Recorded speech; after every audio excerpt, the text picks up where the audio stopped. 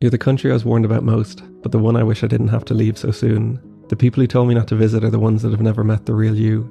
On the news we just see the scary men, not the ones that dance in the park and turn twirling into a competitive sport, or the fathers that love their sons more than a thumbs up in the family group chat. We just see women in hijab. We don't see the fighters, the cyclists, or the generation of mothers teaching their daughters to demand more. Ireland put you on the do not travel list. Maybe so we don't see that a country under 50 years of sanctions has an incredible metro, and all we have for a GDP per capita leading economy is a mini train that stops at red lights. You've shown me that what we see on the news is a low-light reel of government decisions. It's not a reflection on the beauty of the land and people. You're a country of people that stop to give you tea, refill your bottles with ice water on the move, and empty their trees to fill your bags with fruit.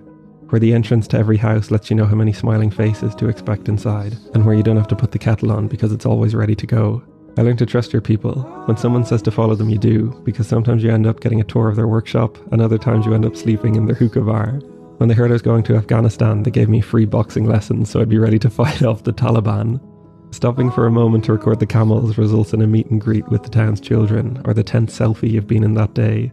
Some nights I spent in the city, others were camping halfway up the tallest mountain in the Middle East, eating proper baked beans for the first time in months and waking up to shepherds at 5 a.m. But I didn't have to cross the mountains alone. Sometimes with trucks, sometimes tractors, and sometimes even mopeds, we crossed the country together.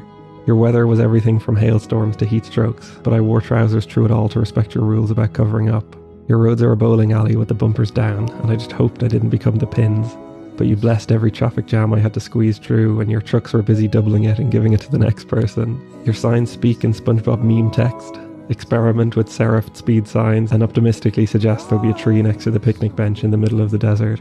My Garmin didn't understand your language, and neither did I, but some translated conversation showed me how creative and resilient your people are. Foreign brands are cut off, so you make your own Coke, Fanta, KFC and Heinz ketchup, and there's nothing copyright laws are going to do to stop it. The internet is locked down, but a few SIM card and VPN tricks later and everyone's back online like nothing ever happened. It was far from touristy, but you never know when you'll meet an Irish lad in a supermarket dungeon toilet or a Korean guy walking home from Istanbul. To be honest though, it's the strongest sense of unfairness I felt so far, that it only took a few weeks and a trip to the embassy for me to get a visa, but your people could spend a lifetime trying and failing to get out. Where I become a multi-millionaire overnight, but some of the smartest and hardest working people I've ever seen make a few euro a day. I hope the optimism they have for the future is correct, and it won't be long until everything improves.